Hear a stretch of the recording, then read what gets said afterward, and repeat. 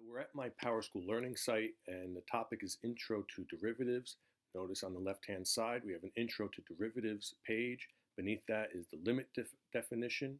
And if you click this arrow, you get the sub-pages for limit definition where examples 1 and examples 2 are on display for you.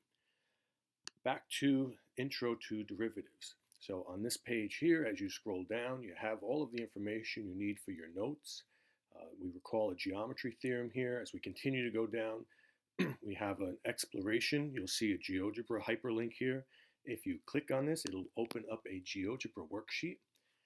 Once we are in the GeoGebra worksheet, we can engage with it interactively. If you like to look at it in full screen mode, you have a button here that will blow up the worksheet for you. And notice we have a secant line passing through 2 points of a circle. We can use this slider tool to bring the points closer to each other. And as point P traces along the circle and gets closer to point Q, we are getting different slope calculations for the secant line. And our goal is to find the slope of the tangent line. But look what happens when P lands on Q. The line disappears. It disappears because delta y over delta x is now 0 over 0. It is undefined. So we have to back it up a little bit here. We say, well, we want to use the secant line to approximate the slope of the tangent line. And by now, hopefully, the concept of a limit is in mind. And you're saying, all right, what's the left-hand side limit as P gets closer to Q? And we see that from the left, I get to negative 0.54. So that's my left-hand side limit. One more click, and my line disappears. So now let's go all the way to the right-hand side. And we're going to do this again and say, let's get closer and closer from the right-hand side. And we get negative 0.62. Well, if we take the negative 0.54 and the negative 0.62 and find their average, we get negative 0.58. Back on our PowerSchool Learning page, I have a theorem posted that says the slope of the radius, so from the center of the circle to the point of tangency, that slope is going to be perpendicular to the tangent line. So take your 2 points, calculate the slope, and then take the negative reciprocal, and you'll find the exact answer. And you'll find that negative 0.58 is indeed a good approximation. Let's minimize this. We can close our tab, back to our PowerSchool Learning page. Here's the theorem that we just invoked, and here's our interactive GeoGebra worksheet that we were just looking at. So the PowerSchool Learning pages are set up with different things for you to engage with. Our circle theorem does not apply to other shapes, and in calculus we will be interested in functions like the quadratic functions and cubic functions and trig functions, and we want to extend this concept of slope to these other functions. I have set up a Microsoft Excel worksheet that will also engage in this.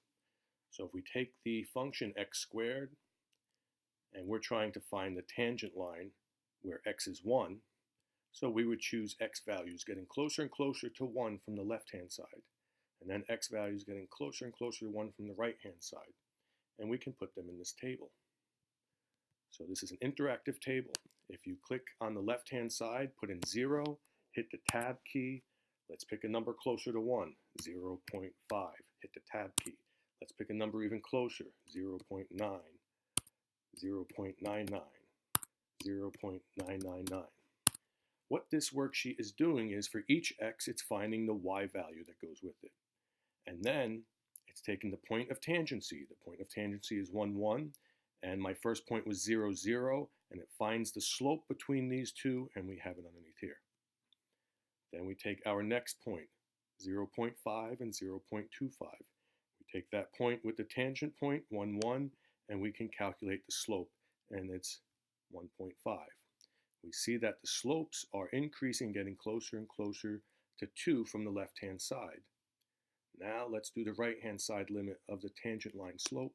If we click on the furthest right box and put in a 2, I'm using my left arrow on my keyboard now to move to the left.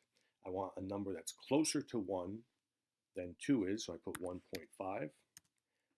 My left arrow on my keyboard, I'm going to go 1.1, 1.01, 1.001.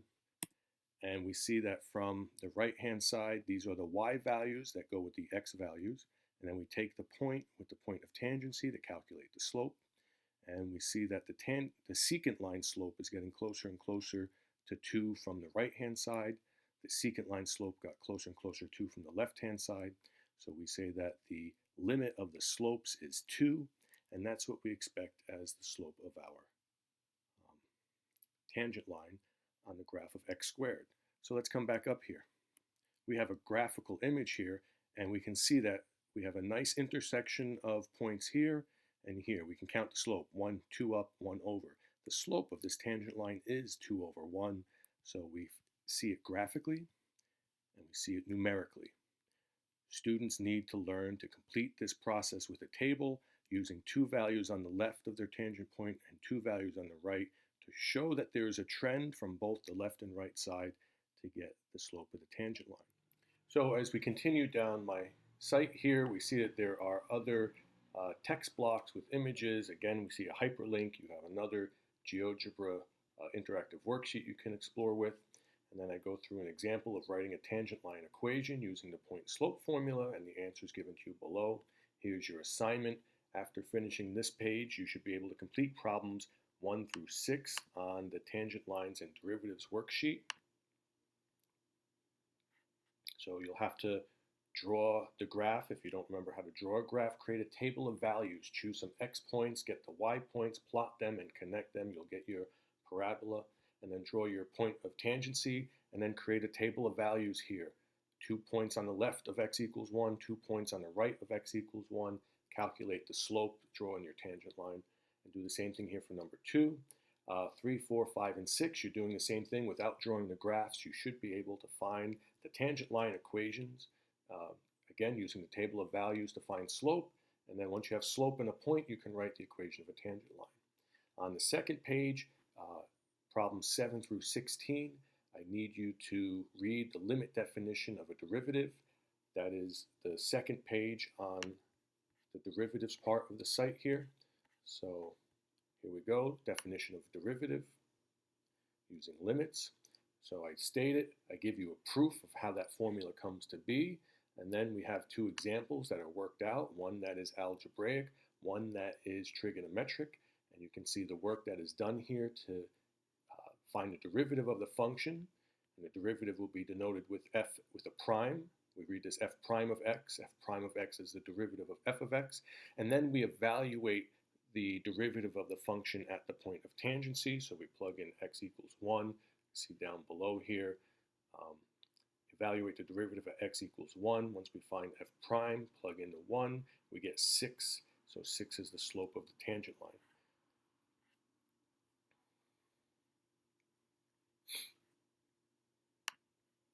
So you will use the limit definition to find y prime, use the limit definition to find f prime. Up here, you're only finding the functions. Then down below here, find the derivative of the function, then evaluate it at the point. So for number 11, you're going to find y prime, and then evaluate it at -1. So y prime of -1. For number 12, you're going to find f prime, and then evaluate it at f prime of 2.